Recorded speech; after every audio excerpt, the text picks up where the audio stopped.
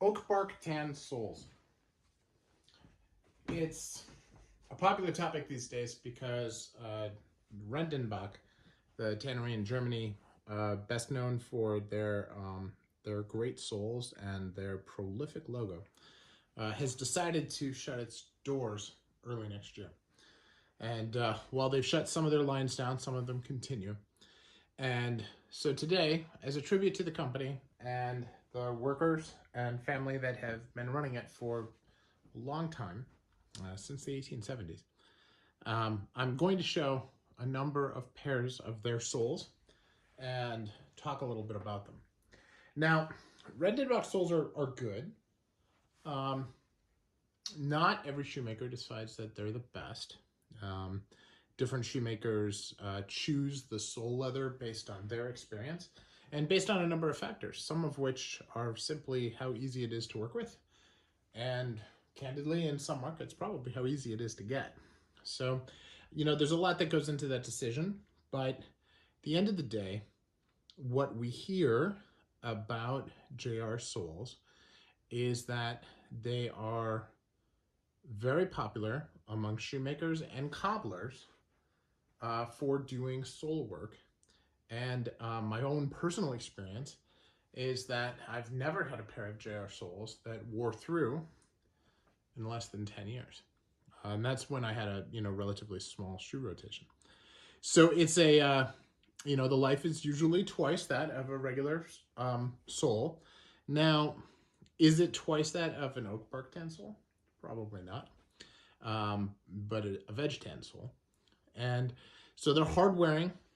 They don't require adding oil or a bunch of other things in order to protect them. They just stand up well on their own.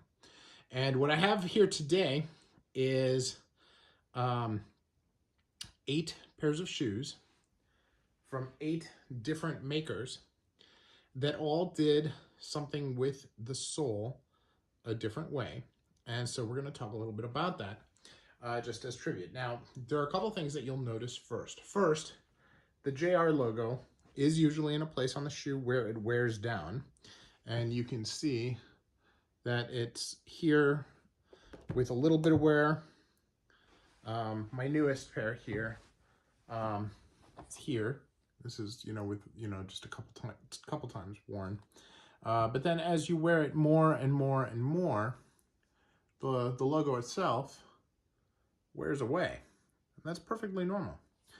So that's one thing that we'll notice. Now, as we look at these different soles, a sole of a shoe is, a friend of mine who I respect talked about it, the closing of the shoe as being about 80% or 90% of the shoe. I mean, the last, you wrap the leather around it and then you put the sole on, you put the insole on and then you put the sole on. And it's a huge amount of the 220 steps, that they always talk about. Different factories have a different number, but thereabouts, in making a pair of shoes, right? So what they choose to do with the bottom is an important aspect to the shoemaker. And so here is a pair of Allen Edmonds, right? And they have a square waist, okay, or a straight waist, depending on who's defining it. They have an open channel that they do. It's a flat sole, and they paint the edge and it's sanded, right? Nothing super fancy, but very classic, very clean. And not to say that the stitching and all this stuff is clean, but I've talked about that before. But as you look at the sole itself, they've done a really nice job. Now, I've worn these shoes half a dozen times. There's not a lot of wear. When I first started wearing Allen Edmonds shoes, they only used the JR on shell cordovan. And the JR used to have the logo here.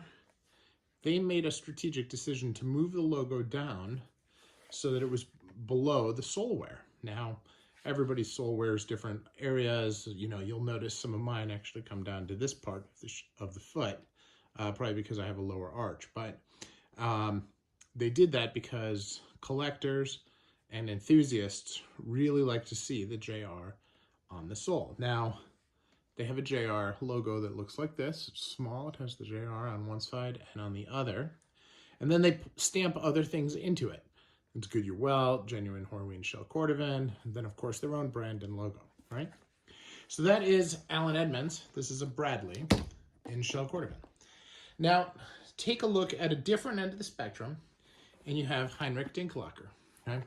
And this is a very, very complicated shoe, but take a look at what they do on the sole. Again, it has a square waist, right? A very flat edge, sanded down. If you look at the depth of that midsole, it's about a little bit wider than the welt, and then they have an outsole on top of that, so it's a big double sole. Very chunky shoe. You look at this, it's flat, but look at that nail work. They put in, this is 6, 6, 6, 6, 6, 6, 6, 6, 6. Right, so if I'm counting that right, that's 6 times 9. that's not a joke. 6 times 9, 54 nails in the shoe. These aren't really nails. These are posts of brass that they put in. Then they put more on the heel, right, which is also made by Rendenbach. This is a lot of work to prevent sole wear on a sole that candidly is not going to wear. So it's a really good example. Now the JR on the logo is below it here, and you can see they also placed the logo where it does not wear. Now my other pair of Heinrich Dinkelackers have the old JR logo, which is a triangle. And what's funny is that this is the right shoe, but the left shoe of the same pair has no JR logo. So kind of an interesting little tidbit as we talk all about soles. Now, the most common, I would say, version of this is going to be this. This is a TLB. This is part of their main line, but a custom, because on the custom shoes you can add the JR sole. And it's just a plain flat waist, a flat but very well finished edge. Okay, it's smooth. It feels really, really nice. And they have a rubber heel on it, which is part of the main line, but just a plain old sole. Again, very thick double sole, very thick midsole, and just a very nice, less chunky than the Heinrich Dinkelacker, but this is your common, big JR sole. Now, some brands, and we'll go to another one from Spain with a smaller logo. This we have a toe tap on, and this is also very smooth, also a very big midsole on these. But you can see the edge of it is a little different. They have a little bit of a lip, also flat, also a straight waist. You can see here where they spent some extra time sanding, okay, on that waist. But it's a very good, solid sole, and this, of course, has a combination heel that you tend to see more often in your higher end shoes. I actually have found, because I used to go through a lot of heels. When I had a 3-shoe rotation, I would probably go through a heel every 3 months, and that could be kind of expensive. $50 plus you got to wait for the new heels. So it's something that I tend to ask for and look for, these combination heels. Now you have this one where it's painted, has a little piece in here. Now this is I can't tell if this is a blind stitch or a closed channel. It's painted like it'd be a closed channel, but I can't tell. I can't see the line. It's very, very well done, really well cleaned. This is a Matina, okay, hand welted, and just a nice shoe. Now this has a bevel on the waist here, okay, and here, a little bit on the bottom, but not much, a lot on the top, and has a build up here on the sole with a bevel as well. Slight bevel, not huge. The heel is pretty well pitched, but not, excessively tapered. So now, this is a Laszlo Vass, also hand welted. Now this one you can clearly see they hammered, closed the channel. So that's, they call it closed channel.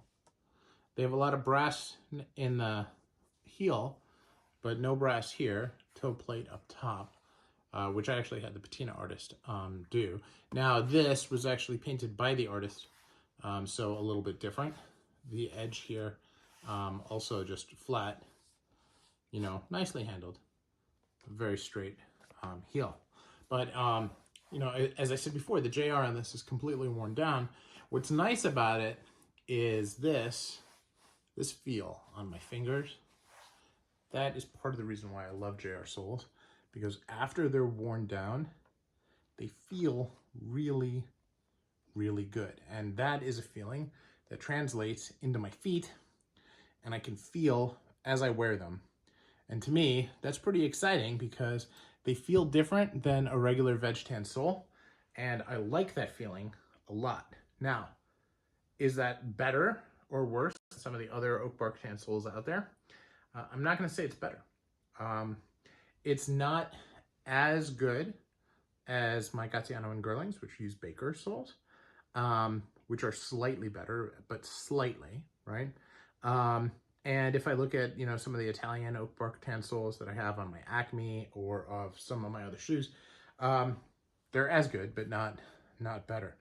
Now, this is a Meerman, and it's painted in a traditional, you know, thing to show off the waist part of the sole, to make it look like it's got a fiddleback, even though it doesn't. You know, very thick soles, not exceedingly well sanded, not terrible, right? But that's part of, you know, what makes Meerman affordable, is they don't spend as much time on the sole, but you can get a good JR sole that'll last a long time, which is pretty exciting. And then last but not least, we have a real fiddleback on these. This is an Indonesian brand called Vacia, and they have this really nice, you know, rounded. And now this is flat on the top, beveled on the bottom, unlike some of the others, right? And a really nice edge here, and a really well done sole. Now they inked it, and you know, it's wearing down. It's already got that great smooth material. And then of course right here, it's much narrower, it's tight, and it's got that great fiddleback there. Now what they also do is they do the logo on the heel, okay, which I really like as well. So that's a little bit about soles and the differences among the different types of soles, and how that translates into the waist and heels and edges, because it's all part of the same part of the shoe. So I thought it made sense to talk about it together. So just a little bit of knowledge there as we look at JR soles. This weekend, I've decided to name a hashtag JR Sole Weekend, just to celebrate the company, celebrate the shoes, and for all of us to share some of our enthusiasm about these fantastic soles. So thanks so much for watching. Have a wonderful day.